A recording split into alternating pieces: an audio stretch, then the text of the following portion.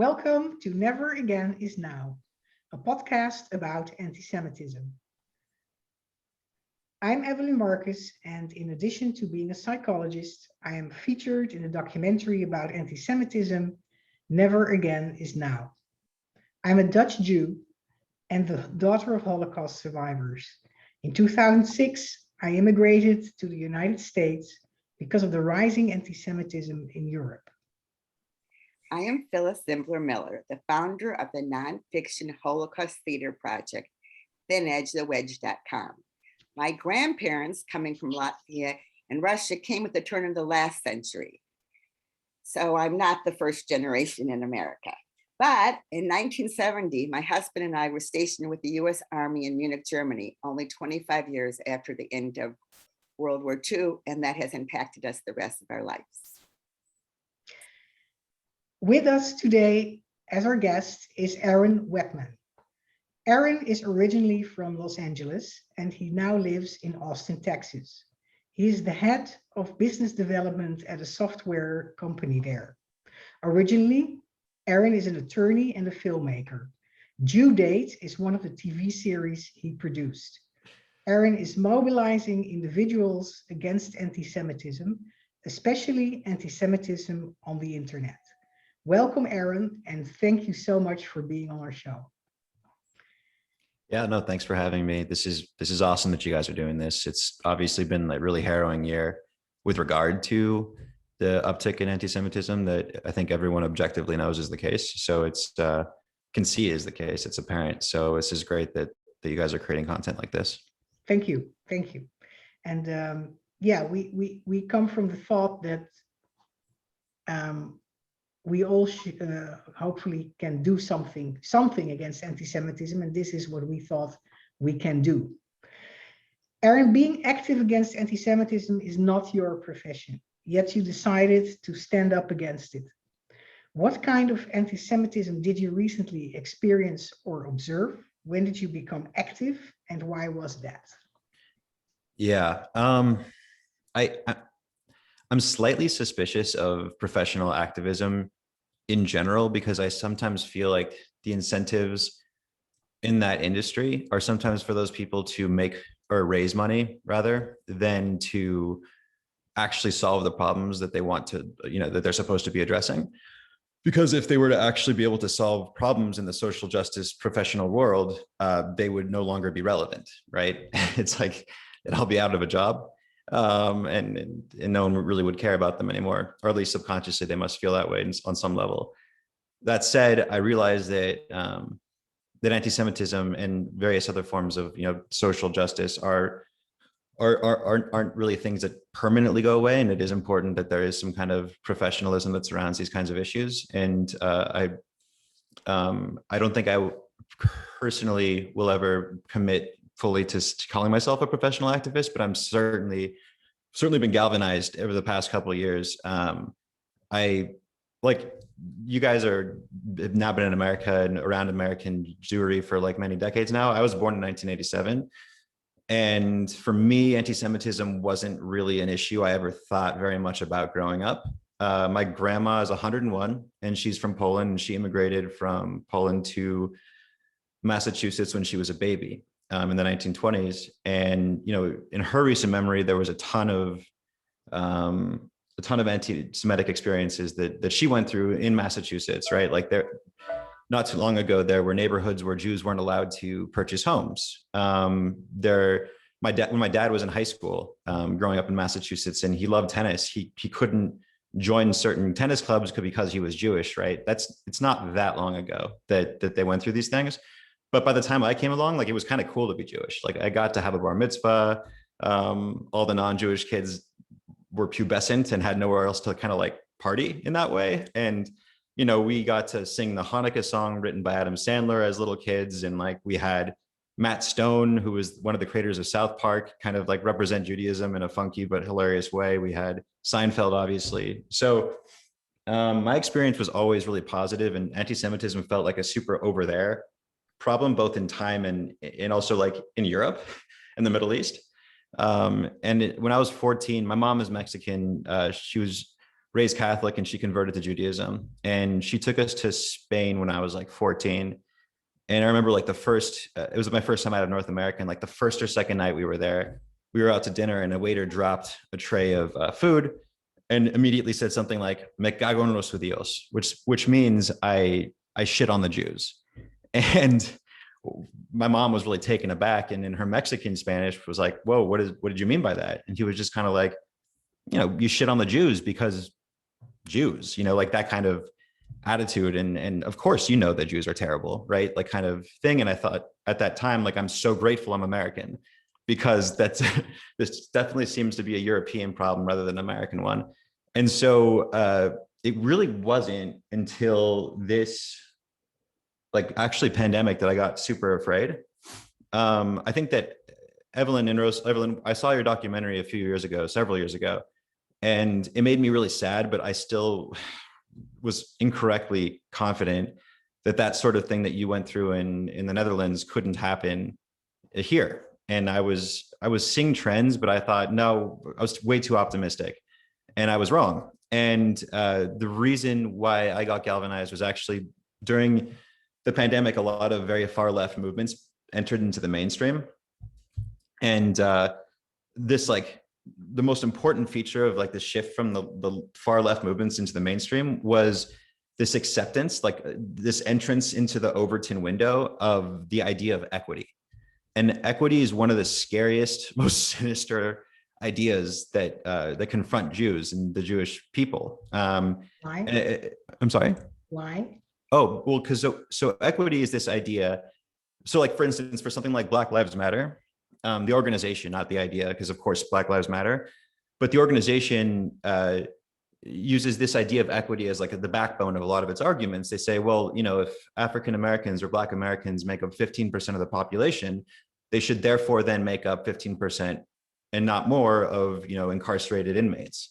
They should make up 15% of all professional elite positions in technology and in whatever. And that's the argument. But if you take that argument to its logical conclusion, then you start to say things like, well, Jews make up 2% of the population, and therefore they should only make up 2% of Hollywood, for instance, or 2% of universities, or law schools and or med schools, right? And so you get into this like kind of really dangerous place where you create a platform upon which it's really easy to build anti-Semitic policies that are actually an existential threat to Jewish people.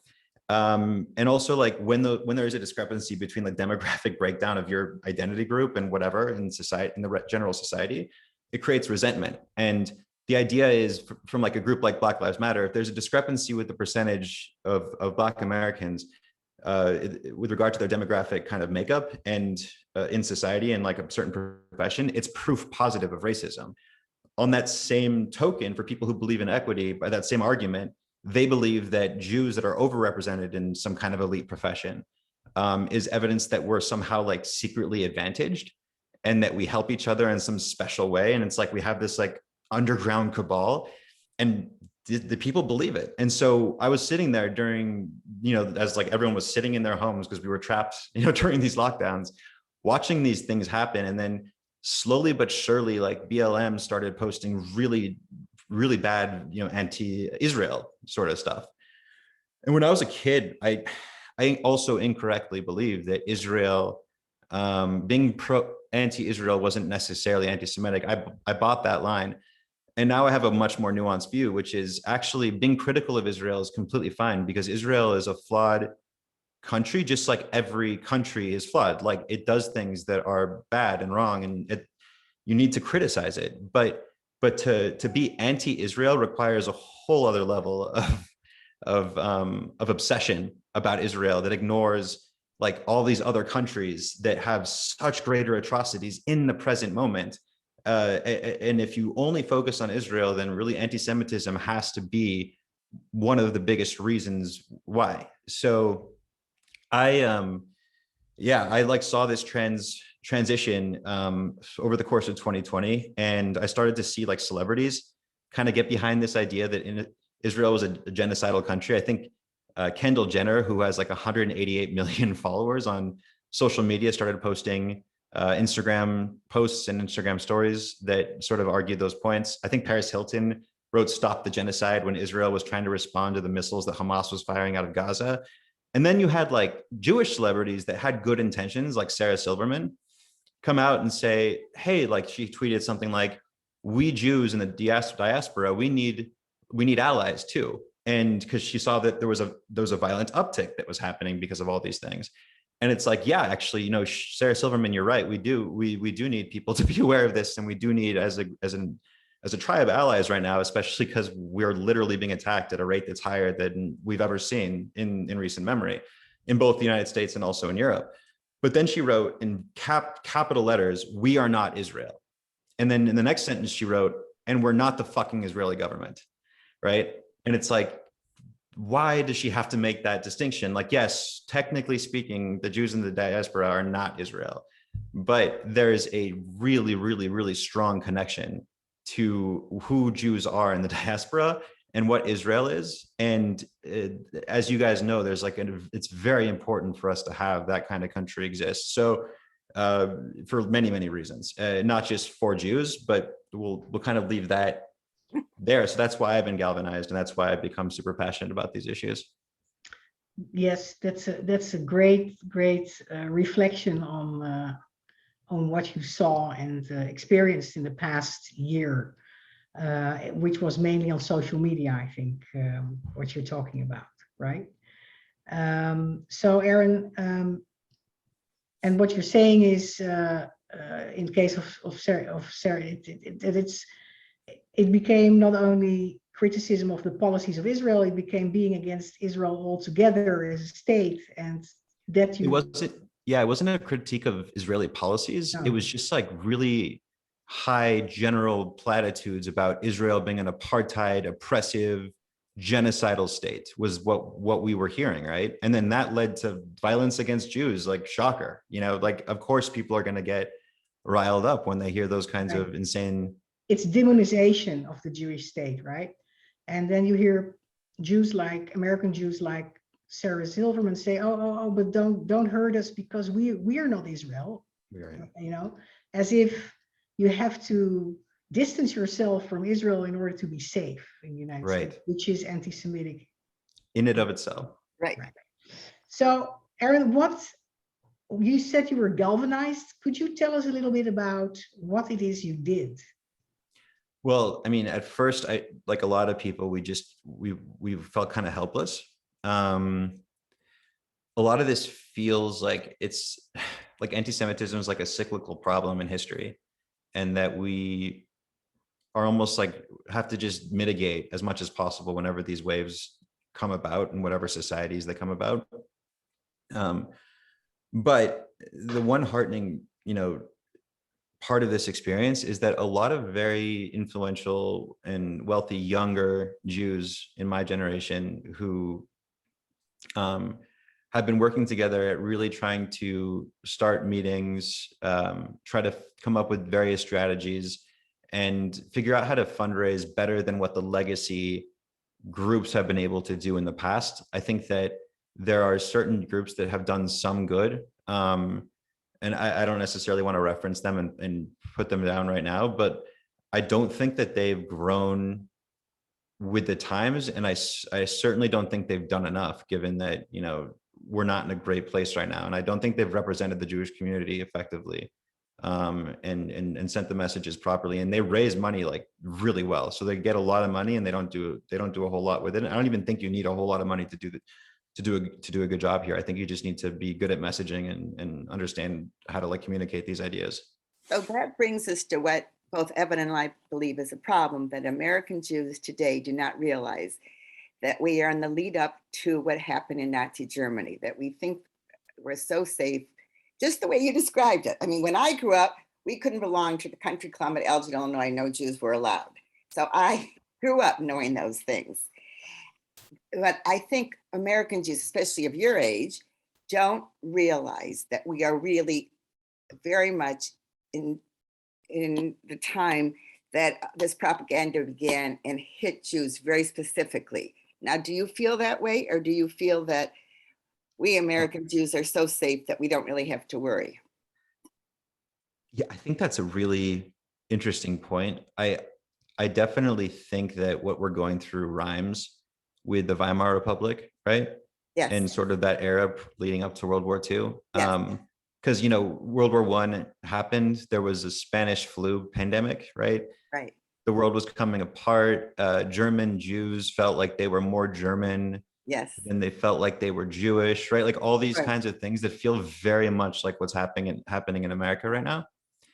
And I certainly think that also we get complacent because we have Wi-Fi and we have instant communication, and we think that like the barbaric tendencies of humans no longer exist, but like everything could disintegrate so rapidly.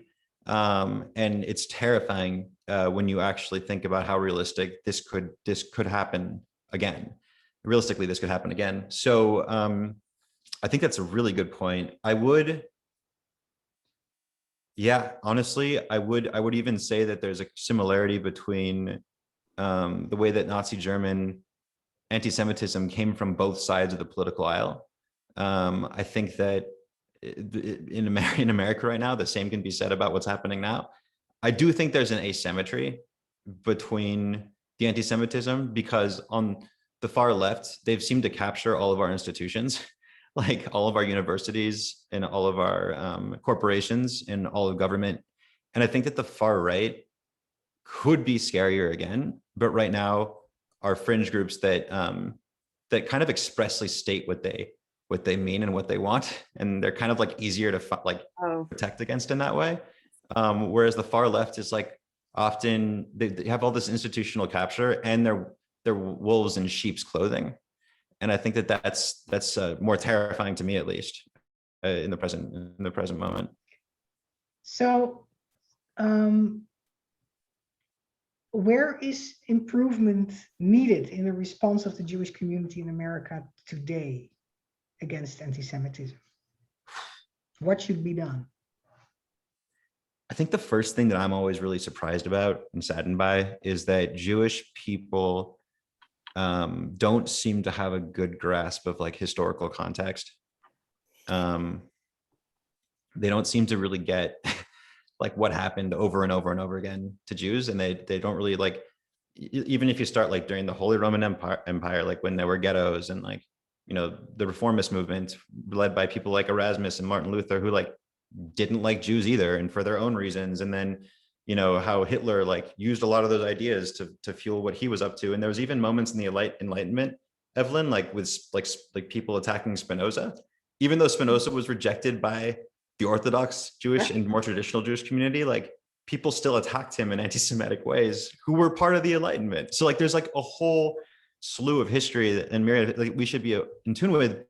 But most importantly, we shouldn't be afraid of the anti-Semitic work. Like Jews should almost feel obligated to go, like, as boring as it is, pick up Mein Kampf and read it. See what Hitler wrote about Jews, like be in tune with it so that you can actually defend it and understand it when it rears its head again, because we can't make these kinds of things disappear like in Voldemort fashion, like a la Harry Potter. Like you gotta read this stuff.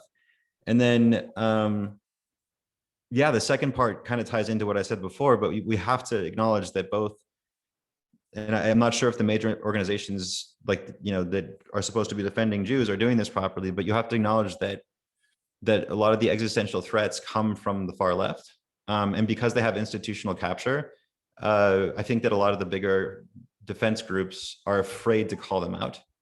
And like for the equity position, for instance, like you don't hear a lot of these arguments, even though they're very commonsensical and rational. And because people are afraid to lose their jobs or standing in their communities, and they're terrified. The third thing I would say is that people should, if they want to fight, like be prepared to fight, because and be prepared to really like bring your A game, because the other side in these arguments and these disagreements, they're vicious, right? And if you're coming with too much of an idea of like trying to meet the other side in the middle and like believe too much in the human spirit, then like you're gonna get hammered over time, and you're gonna lose over time.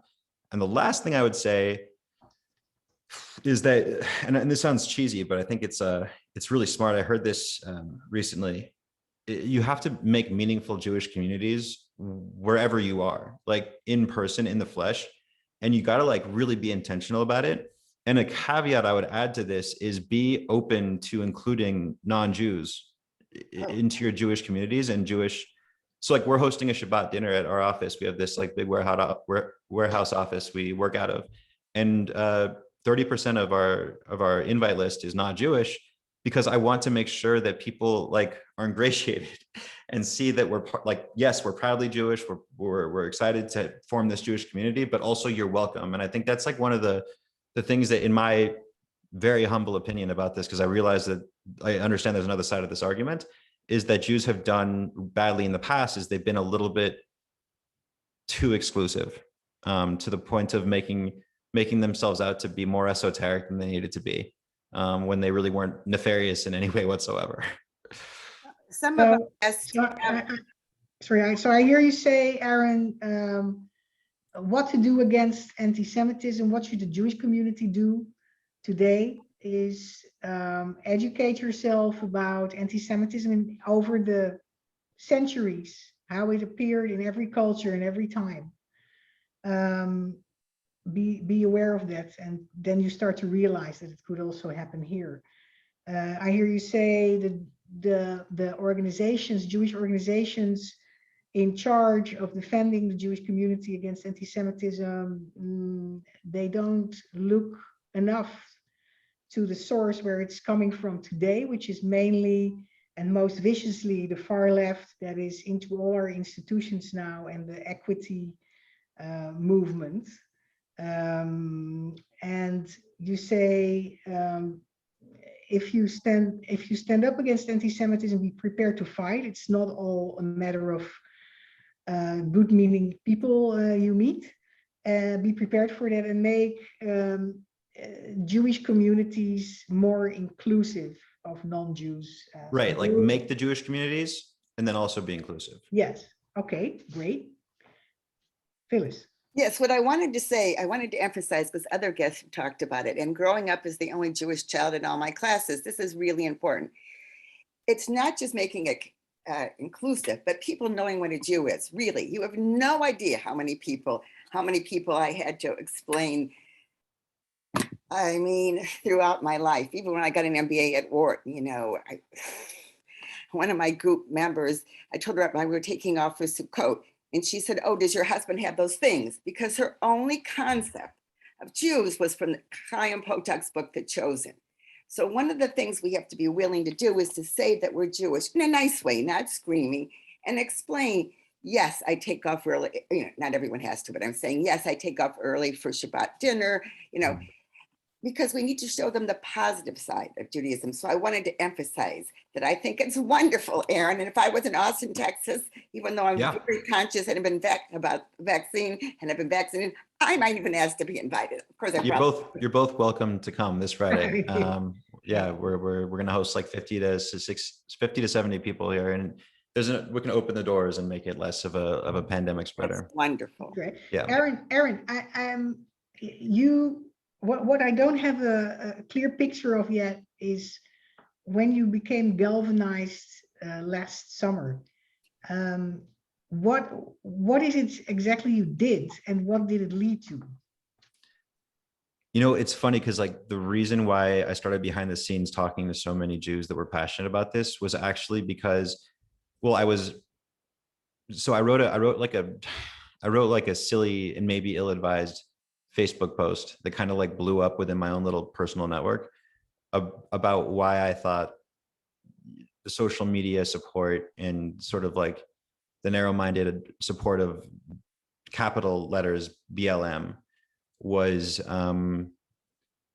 not helpful, and that, you know, the way to help people, it wasn't just by posting, you know, silly platitudes on social media for, you know, your friends and family to see, but to, if you really cared, go into the communities you think need the most help and actually help people in the flesh that have different skin color than you. Like, don't just, and I also thought, and the reason why I was posting these things was because I really was motivated because I saw where it was going with regard to Judaism. And a lot of Jews kind of picked that up when I was and picked up what I was writing, and they started reaching out to me, and a lot of more prominent and successful people in technology and finance started including me in various conversations about these issues. And behind the scenes, we've been coming closer to agreeing on various pathways that could be helpful and positive for fighting back. But it's not hard. I think that the hard part about it, I mean, it's very hard. The really difficult part for me about all this is that we're all like infants learning how to walk and how to fight properly. And the people we're fighting against are like level 10, like super experienced, like building their entire anti-Semitism is like 2,000 years old, and they're building this entire thing on top of, and we're just like finally figuring out how to like properly do this. And I don't think it's been done really well yet. And so I think that's why it's been so hard and slow coming. But yeah, so writing that essay about Black Lives Matter is really what started this, because people started reaching out about Judaism because they sort of understood where I was going with it. And is there a pathway that came out of that conversation behind the scenes that you can tell us something about? I hope to share more with you in the future. I can generally say that one of the ideas that I've been most excited about, that seems like it's probably going to be financed, is kind of like a talent agency idea. So one of the things that a lot of people have been talking, and that people want to fund, people have been saying that nonprofit work is often not necessarily the best way to approach these kinds of things. And so how do we turn this kind of fight into something that's also for profit, which is difficult to do. And so really creating a safety net for people to speak out pro-Israel, and kind of kids who have a lot of talent that can like do TikTok videos and YouTube videos and like Instagram posts, and kind of creating a talent agency around like pro-Israel content. It doesn't have to be all Jewish kids, and kind of like figuring out how to like turn that into an actual business feels like a strong idea and a strong start. And if you have people that can source talent well, and like we have the money to put this thing together, at least the people I talk to do, then I think that that's one of the things I'm most excited about. And then there's a few others that are slowly coming together, but and I hope I can share them with you soon, and I hope we can work together on them as well. Creating a for-profit approach, I think, is very creative and a new idea, and creating an incentive for people to speak out pro-Israel, I think is very much a new approach, and I find it very exciting, I must say. Yeah. So you guys are having like an interesting day today with the recall, right? I voted yesterday, but not in person. I mean, I took it to the drop box, the safe drop box. Yeah. So, Aaron, our time is coming to an end. But we do want you back on when you can talk more about your specific things. But for now, do you have any last minute things you'd like to share? You know, I'm super happy that you guys are putting this stuff together. I'm sure that we're going to get more exercised at this and practiced at this for the future. I do think it's important to make sure that we ally with people who aren't Jewish. I really want to emphasize and reemphasize that, who are pro-Israel, and really understand that we're not just in a fight over sanity, that we're in a fight that's an existential threat for the Jewish community, even in America and definitely already in Europe.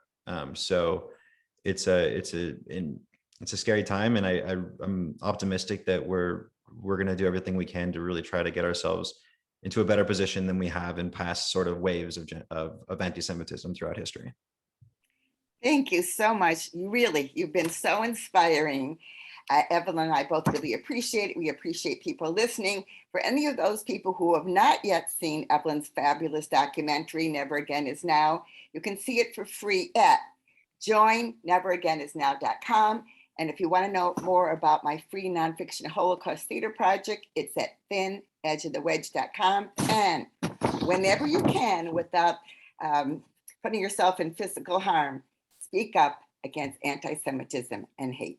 Oh, I'm sorry. I did want to plug I am working on a podcast with my cousin called The American Optimist by Joe Lonsdale, and highly recommend it. I've helped develop it and help produce it a bit, and it's a wonderful podcast, and I think it's aligned with a lot of the things that we talked about today. And we're going to put the link for it underneath when we put this podcast up. Awesome. So, okay, thank you again. Thank you.